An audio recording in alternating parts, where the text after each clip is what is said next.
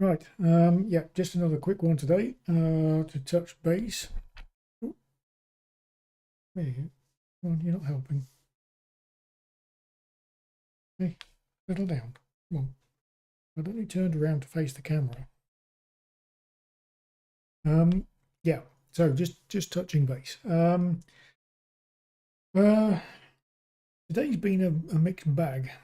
Sort of two steps forwards, one step backwards. I've been messing about with some of the configuration stuff, trying to make it really easy to set up the development environment in a standardized way without introducing more complexity. I think I've done that. I've added one bit of complexity, but it'll pay dividends in the long run. So in addition to needing Vagrant and VirtualBox,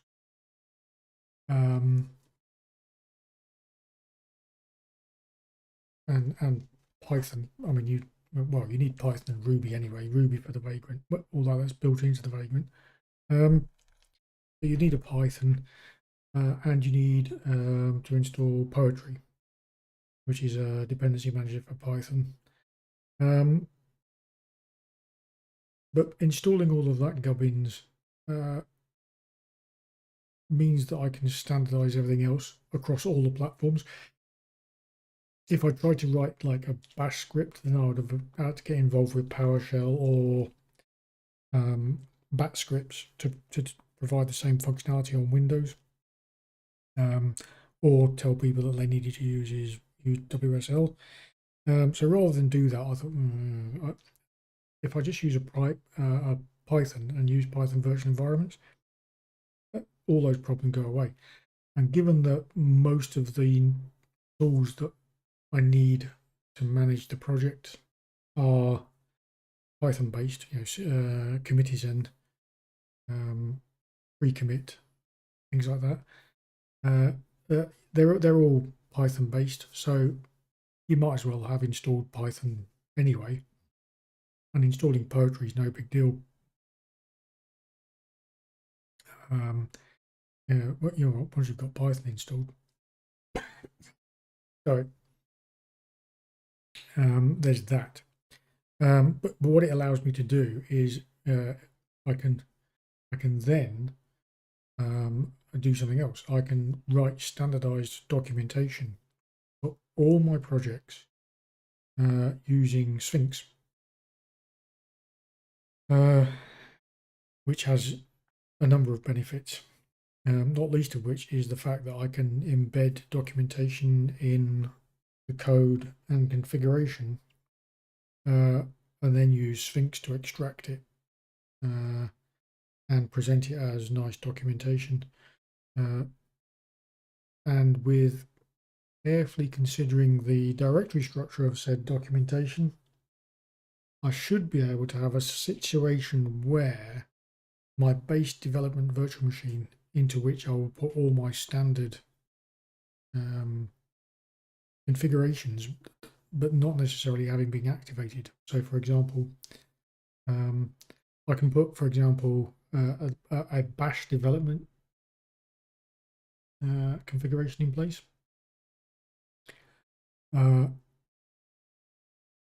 But not have it actually enforced. So if I then end up with a derived project, for example, like the Gitia one I'm working on now, then Gitia's VMs are developed from the developer VM. So I can have the developer VM Git project be an upstream project, and I can then pull that down into the Gitia. Now I wouldn't push the other way, and if I carefully manage the paths, the pull should never produce anything other than a fast forward, including with the documentation, even though the Gitia project will add to the doc subdirectories, because there'll be different paths. Hopefully it'll mean that the pull will never cause a conflict, which is neat, because it means that then as I develop the base configuration and improve things there, any derived system can just pull the latest and it'll just automatically update. And I won't have to worry too much about things coming from the upstream. Yeah, so there's that. So anyway, that's sort of plumbing work. Hoping to keep everything simple. It could also mean adding, if I need to add anything more complex than the simple bash script at the moment that does the initial bootstrap of the VM. If I need to do anything more complicated, I can do that with Python, because now Python is effectively a prereq for doing development with these things. What else? Yeah, I was playing around with a few salt commands that would be useful when we come to write about developing, for example, the Gitia formula. So yeah, the day wasn't an entire waste. I ran into a bit of an issue. Okay, on the pre-commit, I'd originally okay, on the pre-commit, I want to effectively lint the YAML files, and since salt is effectively YAML files, and I wanted to make sure that whenever the project was committed, that I just linted it to keep everything nice and neat and tidy. So I've introduced YAML lint to the pre-commit. Now, as part of that, I ran YAML lint across all of the existing files, and it threw up a few layout issues, mainly white space indentation. But there was also the problem that some of the files have got Ginger embedded in them. And this is fairly common, especially in formulae, to have Ginger embedded. So the question was then, well, can I structure the files in such a way that I can continue to lint them even if they've got Ginger in them? The short answer is not really. You can get sort of 90% of the way there, because you can put sort of Ginger blocks of code in comments, and therefore they lint properly with YAML. The problem is when you've got Ginger elements that are syntactically embedded. So, for example, you know, if you've got a key value within your YAML and the value is a piece of Ginger code, then that's syntactically invalid Ginger. So you can't just put it in a comment, because that would comment the key out too. So what you end up having to do is sort of selectively disable the YAML linter. Problem is that the YAML linter, when you disable the YAML linter on a line-by-line basis, it'll still throw a problem on the syntax. You know, so the open curly brace %sign will still throw a problem, which sucks. So I thought, well, okay, can I do just the salt stanzas? Can I just put those in disable blocks? So you do, you know, YAML lint disable a block of YAML which has got all of your Ginger in it, and then YAML lint enable. And the answer is no, because that suffers from the same problem with those framed YAML blocks. You get the same issue of that they've got to be syntactically correct, even if it's not, you know, doing the detailed checks. The only way I've found of doing it is to YAML disable at the file level. So basically, any YAML file that contains Ginger can't be linted by YAML linter, which, yeah, is going to be a bit of an issue, but we'll see. There may be a better solution, but at the moment, that's where I am. I'm just, yeah, I'll take it as read. I'll take what I can get. I can link most files, but I've just got to remember that if anything's got Ginger embedded in it, just put disable at the file level for the YAML linter as the first sort of thing in the file. The other thing I'm going to go through and do is put the Vim mod line in. I don't know whether it's worthwhile, but one of the warnings that is constantly put out by the YAML linter is in a properly formed YAML file, you put 3 dashes to mark the beginning of the actual data. That's not a requirement in SLS, but I believe it'll just skip over it anyway. So maybe I'll make it part and parcel. So when you put the sort of the header comments in, you put the 3 dashes and then the rest of your SLS file, just as a matter of course. This is probably going to become more important when I start embedding documentation in these files, because all that documentation will be embedded in comment blocks, so that the document processor can pull all of that out with autodoc. Now, that's something I might consider. It's not really a problem at the moment. It only shows up if you get a YAML linter error thrown by, say, pre-commit. All the warnings get put out as well, and that means almost every file gets a warning because it doesn't have the 3 dashes at the beginning. These are the SLS files. So just to suppress all of that nonsense, it's probably worth just sticking the 3 dashes in at the beginning. And as I say, I can use it to delimit sort of a comment block at the beginning from the actual data, so it wouldn't be too bad, I guess. This is the problem about most of these things. You've got to think about how when I read this file, it's all very well saying, oh well, we can do all of this to get the YAML linter to work. The problem is it makes your file look garbage because you've got a lot of noise in it. So the less noise you can get in a file and still have it linked properly and still have it self-document, the better. Because this is one of the problems about embedding self-documentation. It's generally put into comment blocks, and one of the arguments against it is that, well, I can just read the code, which of course misses the point somewhat, because yes, I can read the code, but the code can't tell me certain things.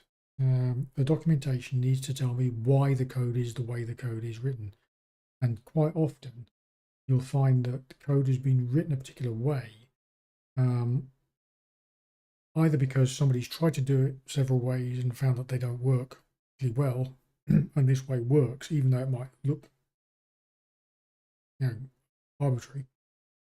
So you need to put a comment in to say, look, I know this looks weird, but I tried this and I tried this and it didn't work, and that's the reason why the code looks the way it does. In other words, why is the code looking like that? The other thing is documenting the intention of the code rather than what the code actually does. And again, this can be references out to other parts of your system to say, look, the reason why this code looks this way is because it's used in the following way, or it's intended to be used in the following way. So don't go changing it because that would change the intent of the code. So that kind of stuff, you can't get that from just looking at the code. So that's a valid reason for writing embedded documentation. But what you don't want is a whole raft of comments that basically just tell you what the code's telling you. Oh, the other legitimate reason for writing obvious comments is documenting interfaces. Interfaces are always the first place to look when your code's broken, because they're the touch points for your code. Interfaces are where all the coupling problems come from. So again, you need to be looking at your interfaces. So it's a good idea to always properly document your interfaces, even to the extent of saying this variable is a string, and it does this and it does that. Even if the code makes it obvious by having a good obvious variable name, and you've got typing information in the file and so on, it's still worth writing good comments or interfaces. Anything internal to the module, it's more debatable. If you find yourself writing code for that, then you've probably got a badly designed system. Sorry, writing comment for that, you've probably got a badly designed system.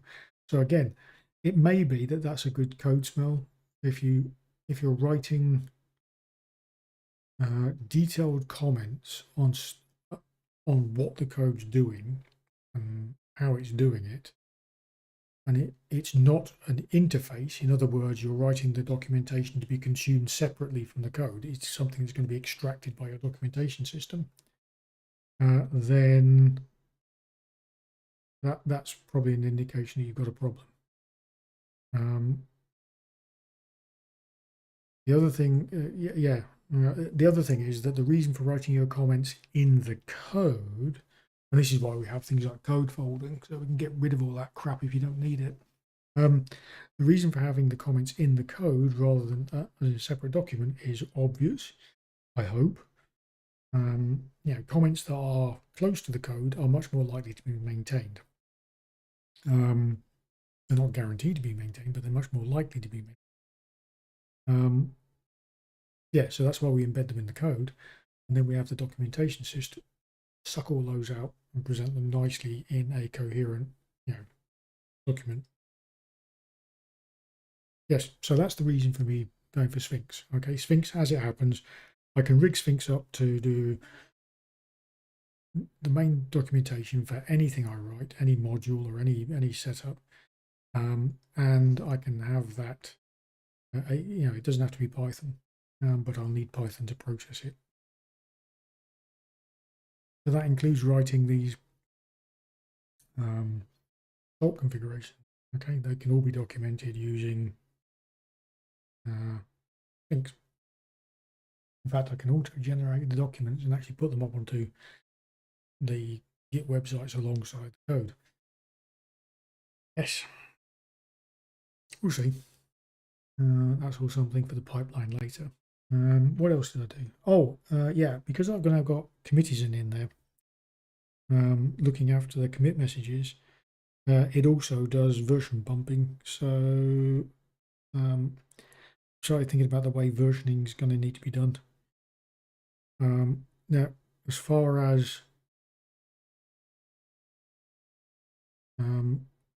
this sort of idea of having a developer virtual machine as the base and then your project virtual machine derived from that, that means that the documentation for the base needs to be really inside the documentation itself, as well as being tagged in its own repository, because then when you develop the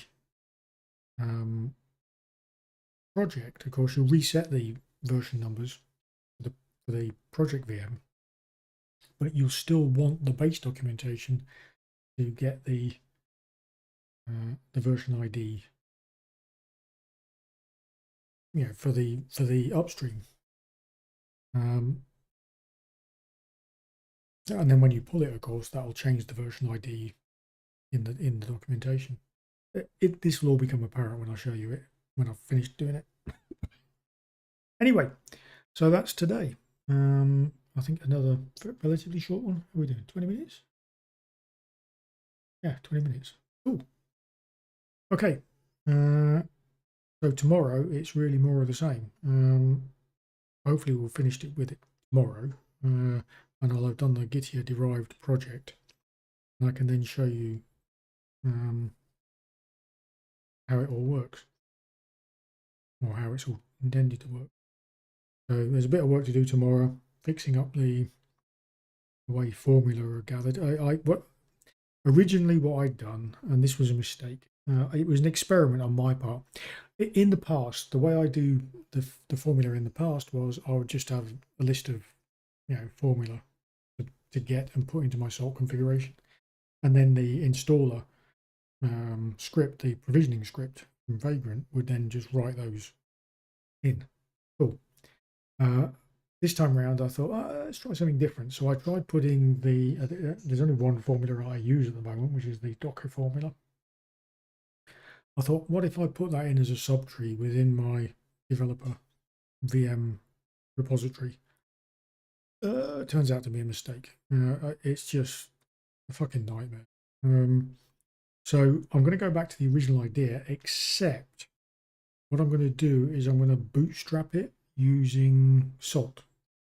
So the Salt minion configuration initially will have no formulae.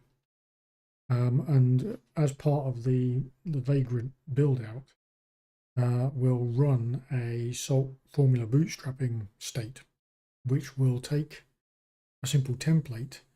Well, first of all, it will download and put all of the formula in the correct positions within the Salt configuration. Then it will run a template and write into the minion.d a conf file to load up the file bases for the formulae. That should be easier to maintain and still be nice and simple, because all of the formula are just then pillar entries, and I can run that again and it will just rebuild them or update them or whatever. So yeah, that should be more straightforward, I think.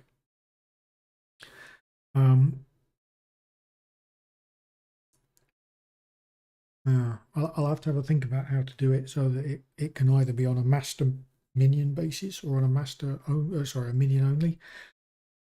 At the moment, because these are one-off virtual machines, it's all done as just the minion. But I'll probably want to do the same thing when I set up the master minion setup. So yeah, we'll see. Right. Okay, that's that.